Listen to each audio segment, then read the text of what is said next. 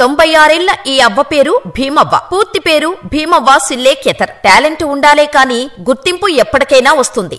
రావటం లేట్ అవ్వచ్చేమో కాని రావటం మాత్రం పక్కా. ఈ డైలాగుకు పర్ఫెక్ట్ ఉదాహరణ ఈ అవ్వ. ఎందుకంటే కేంద్ర ప్రభుత్వం ఈ అవ్వను వెతుక్కుంటూ వెళ్లి పద్మశ్రీ ప్రకటించింది. దాంతో ఈ 96 ఏళ్ల భీమవ్వ ఎవరా అంటూ గూగుల్లో తెగ వెతికేస్తున్నారు అంతా. అయితే ఈ వయసులో ఈ అవ్వకు పద్మశ్రీ ఎందుకు ప్రకటించారు, అసలు ఆమె గొప్పతనమేంటి అని తెలుసుకోవటానికి తెగ సర్చ్ చేస్తున్నారు. తీరా ఆమె స్టోరీ తెలుసుకున్నాక ఈ జనరేషన్లో అటువంటి వారు లేరే అని ఫీల్ అవుతున్నారు. మరి ఆమె లైఫ్ స్టోరీ ఏంటో మీరు కూడా తెలుసుకోండి. కానీ దానికి ముందు చిన్న రిక్వెస్ట్, దయచేసి మేమిచ్చే ఇన్ఫర్మేషన్ కాస్తైనా సమాజానికి ఉపయోగపడుతుంది అని మీకు ఎక్కడనిపించినా కూడా ఈ వీడియోని లైక్ చేయండి. ఇది మా రిక్వెస్ట్. దాని ద్వారా ఈ వీడియో మరింత మందికి చేరే అవకాశం ఉంటుంది. అలాగే వీడియోపై మీ అభిప్రాయం ఏంటో మాకు కామెంట్ చేసేయండి. ఇప్పటివరకు చాలా మంది ఛానల్ ని సబ్స్క్రైబ్ చేసుకోకుండానే వీడియోస్ చూసేస్తున్నారు. ఇలాంటి మరిన్ని ఇన్ఫర్మేటివ్ అండ్ ఇంట్రెస్టింగ్ వీడియోస్ ప్రతిరోజు మీకోసం తెస్తూనే ఉంటాం. కాబట్టి మా ఛానల్ ని సబ్స్క్రైబ్ చేసుకుని పక్కనే ఉన్న బెల్ ఐకాన్ ప్రెస్ చేసి నోటిఫికేషన్ ఆన్ లో పెట్టుకోండి. ఇక వీడియో స్టార్ట్ చేసేద్దాం. తోలుబొమ్మలాట ఈ జనరేషన్ కు పెద్దగా తెలియకపోవచ్చు, కానీ ఒకప్పుడు ఎంటర్టైన్మెంట్ అంటే తోలుబొమ్మలాటే. భాగవతం, రామాయణాన్ని తోలుబొమ్మలాట ద్వారా అర్థమయ్యేలా చెప్పేవారు. అంతరించిపోతున్న ఈ కళ ఇంకా బతికి ఉంది అని చెప్పటానికి కారణం 96 ఏళ్ల భీమవ్వ సిల్లేఖ్యతర్. కర్ణాటక రాష్ట్రం కొప్పల్ జిల్లా మోరణాల్ గ్రామానికి చెందిన భీమవ్వ సిల్లేఖ్యతర్ 1929లో పుట్టారు. అప్పట్లో సినిమాలు, థియేటర్లు ఉండేవి కావు. తోలుబొమ్మలాట ఒక్కటే అప్పట్లో ఉన్న ఏకైక ఎంటర్టైన్మెంట్. అలా మోరణాల్ గ్రామానికి ఓసారి తోలుబొమ్మలాట వారు రావటంతో భీమవ్వ అట్రాక్ట్ అయింది.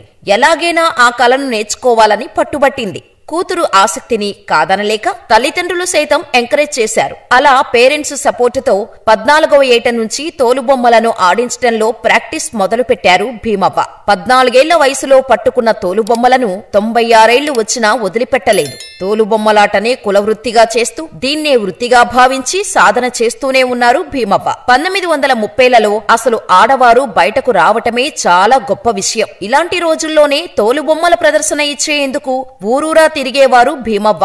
మొదట్లో ఆడపిల్లతో అంగట్లో పనేంటి, చక్కగా పెళ్లి చేసి పంపించేయండి అంటూ చుట్టుపక్కల వాళ్లు భీమవ్వ పేరెంట్స్ కి సలహా ఇచ్చారు. కానీ సమాజాన్ని ఎదురించి కుమార్తె ఇష్టానికి వదిలేశారు భీమవ్వ తల్లిదండ్రులు. గ్రామాల్లో భీమవ్వ ఇచ్చే తోలుబొమ్మలాట ప్రదర్శనలు చూసి ప్రజలు ఆశ్చర్యపోయేవారు. ఒక ఆడపిల్ల ఇంత పర్ఫెక్ట్ గా తోలుబొమ్మలు ఒద్దికగా ఎలా మేనేజ్ చేయగలుగుతుందోనని అబ్బురంగా చూసేవారు. తెర ముందు కదిలే బొమ్మలు చూడటానికి వచ్చేవారి కంటే తెర వెనక ఉండి ఆ బొమ్మలను ఆడిస్తున్న భీమవ్వను చూడటానికి తండోపతండాలుగా వచ్చేవారు గ్రామస్తులు. అలా భీమవ్వ గురించి ఆ నోట ఈ నోట అప్పటి రాజులకు, సంస్థానాధీశులకు తెలిసింది. అలా గ్రామాల నుంచి సిటీలకు వెళ్లి ప్రదర్శనలు ఇవ్వటం మొదలుపెట్టింది భీమవ్వ. ఇప్పట్లో ఫారిన్ కంట్రీస్ కు వెళ్లటం ఈజీనే, కానీ అప్పట్లోనే అబ్రాడ్ కంట్రీస్ లో తోలుబొమ్మలాటల ప్రదర్శనకు భీమవ్వ వెళ్లారంటే అర్థం చేసుకోండి ఏ రేంజ్ లో ఉండేదో ఈమె craze. America, France, Italy, Iran, Iraq, Switzerland, Holland వంటి దేశాల్లో రామాయణం, మహాభారతం వంటి కావ్యాలను, ప్రస్తుత సంఘటనలను భీమవ్వ సిల్లేఖ్యతర్ తోలుబొమ్మలాట ద్వారా ప్రదర్శించి నాటి కళా, సంస్కృతి, వారసత్వాన్ని ఫారెనర్స్ కి అర్థమయ్యేలా వివరించడంలో భీమవ్వ సక్సెస్ అయింది. సరిగ్గా అప్పుడే నెమ్మదిగా మూకీ సినిమాలు మొదలయ్యాయి. దీంతో అప్పటి వరకు ఉన్న తోలుబొమ్మలాటని చూడటానికి పెద్దగా ఆసక్తి చూపించేవారు కాదు. ఆ తర్వాత టాకీలు రావటంతో గ్రామంలోనే ప్రదర్శనలు ఇచ్చినప్పటికీ పెద్దగా వచ్చేవారు కాదు. అయినా సరే భీమవ్వ ఎప్పుడూ నిరాశపడలేదు. గ్రామాన తోలుబొమ్మలాటను ప్రదర్శిస్తూ ఉండేది. భీమవ్వ సిల్లేఖ్యతర్ సాధనను గుర్తించిన ప్రభుత్వం అనేక పురస్కారాలతో సత్కరించింది. 1993లో టెహరాన్ దేశ బొమ్మల ఉత్సవ పురస్కారం, 63వ అఖిల భారత కన్నడ సాహిత్య సమ్మేళన పురస్కారం, ప్రాంతీయ రంగకళల అధ్యయన పురస్కారం, 2006లో జానపద బయలాట అకాడమీ పురస్కారం, 2010లో సంగీత నాటక అకాడమీ పురస్కారం, 2014లో రాజ్యోత్సవ పురస్కారం, 2020-21లో జానపద శ్రీ పురస్కారం, 2022లో వృద్ధుల పురస్కారం. ఇలా ప్రభుత్వ, ప్రైవేటు సంస్థల నుంచి అనేక పురస్కారాలు వచ్చాయి భీమవ్వకు. ఇక తాజాగా కేంద్ర ప్రభుత్వం 96 ఏళ్ల భీమవ్వ సిల్లేఖ్యతర్కు కళా విభాగంలో దేశ అత్యున్నత పురస్కారమైన పద్మశ్రీని ప్రకటించింది.